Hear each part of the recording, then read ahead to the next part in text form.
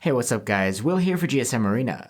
Huawei has released its new P40, which is actually at the lowest tier of the P40 flagship family.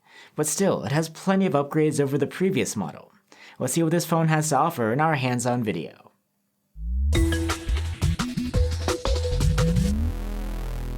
As you'd expect from a flagship, the P40 is made of glass with a metal frame.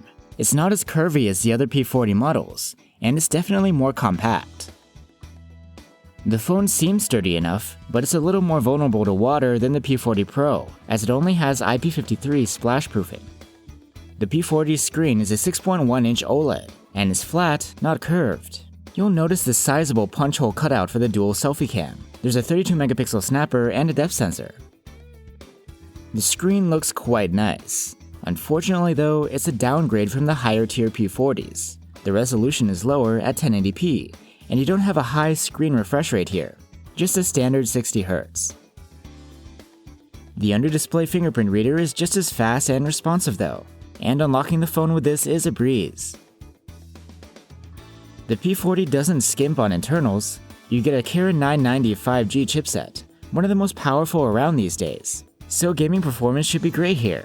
Finding and running the games you want to though isn't so simple. Like all recent Huawei releases, the P40 runs an Android-based OS, EMUI 10, which is free of Google services. So using this phone will require some adjustments and workarounds if you're accustomed to Google's apps, or those which rely on GMS in order to run. The P40 packs a 3800 mAh power pack, which is a modest upgrade compared to the P30. I expect battery life to be as good as or even better than its siblings, as this device doesn't have to run a high refresh rate screen. Charging is hardly an upgrade compared to the P30. The P40 supports only 22.5 watt charging, and there is no wireless charging. Finally, let's have a look at the three rear cameras. There's a 50 megapixel main camera, the same as on the other P40s. There's also a 16 megapixel ultra-wide cam, and an 8 megapixel telephoto with 3x zoom.